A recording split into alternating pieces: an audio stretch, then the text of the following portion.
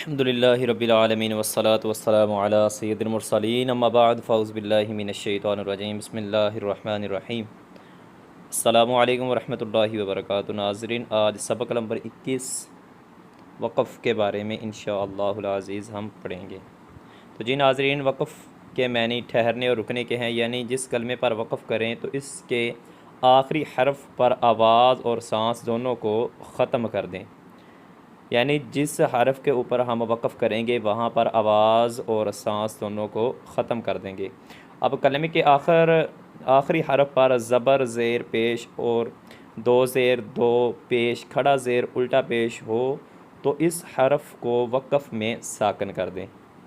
کلمے کے آخری حرف پر دو زبر ہوں تو انہیں وقف میں الف سے بدل دیں، مطلب کہ دو زبر ہو جسے دو تنوین بھی کہتے ہیں، تو اگر وہ ہے تو ان کو جب وقف کریں گے تو اس کو ہم الف کے ساتھ بدل دیں گے۔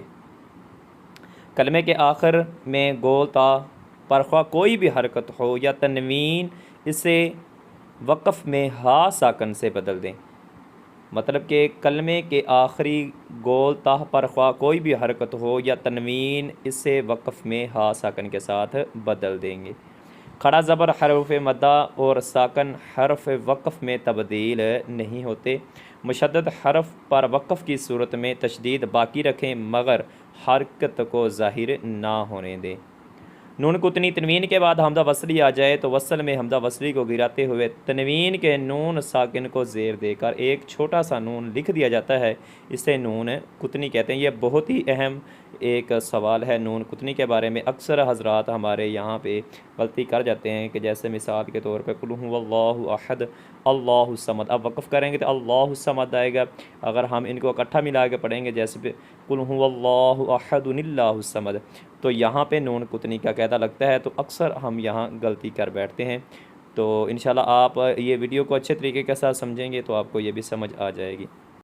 تو جی ناظرین، نون کتنی والے کلمات کے ہجے اس طرح کریں گے جیسے شین، یا زیر شی، با زبر با شیبا، نون سین زیر نس، سین زبر سا نسا، میم الف زبر ما نسما، حمزہ پیش او نسما، شیبا نسما۔ اگر اس کو ہم وقف میں پڑھیں گے تو وقف میں اس طریقے کے ساتھ پڑھا جائے گا شیبا نسما۔ تو جی ناظرین، یہ ہم نے اس کے ہجے بھی سیکھ لیے۔ آگے چلتے ہیں علامات وقف۔ چند علامات وقف کی تفسیر درجہ ذیل ہے۔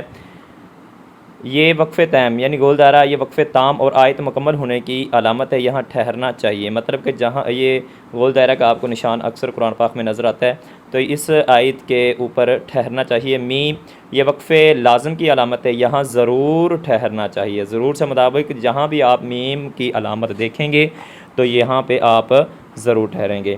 آگے ہے تو، یہ وقف مطلق کی علامت ہے، یہاں ٹھہرنا بہتر ہے۔ جیم یہ وقف جائز کی علامت ہے، یہاں ٹھہرنا بہتر اور نہ ٹھہرنا بھی جائز ہے۔ ذاب یہ وقف مجوز کی علامت ہے، یہاں ٹھہرنا جائز مگر نہ ٹھہرنا بہتر ہے۔ صاد یہ وقف مرخص کی علامت ہے، یہاں ملا کر پڑھنا چاہیے۔ لام اگر آیت کے اوپر لام لکھا ہو تو ٹھہرنے اور نہ ٹھہرنے میں اختلاف ہے، آیت کے علاوہ لام لکھا ہو تو نہ ٹھہرے، مطلب اگر آیت کے اوپر یہ گول تا جو ہے اگر اس کے اوپر لام لکھا ہو تو ٹھہرنے اور نہ ٹھہرنے میں اختلاف ہے، آیت کے علاوہ اگر نام لکھا ہو تو پھر نہ ٹھہریں۔ عیادہ وقف کر کے پیچھے سے ملا کر پڑھنے کو عیادہ کہتے ہیں۔ تو جی ناظرین، انشاءاللہ یہ ہم نے اس کی ڈیفینیشن آج سیکھی ہے، تو اس کے کچھ حروف جو ہے آج ہم پڑھ لیتے ہیں، انشاءاللہ باقی مزید آگے والی ویڈیو میں پڑھیں گے۔ صاد کھڑا زبر صا، دال زیر دی صادی، قاف یا زیر قی صادقی، نون زبر ن صادقین۔ آگے وقف صادقين نون کھڑا زبر نا دال زیر دی نادی میم یا زیر می نادمی نون زبر نا نادمین آگے وقف نادمین میم سین پیش مستا زبر تا مستا قاف یا زیر قی مستقی میم زبر ما مستقیم آگے وقف مستقیم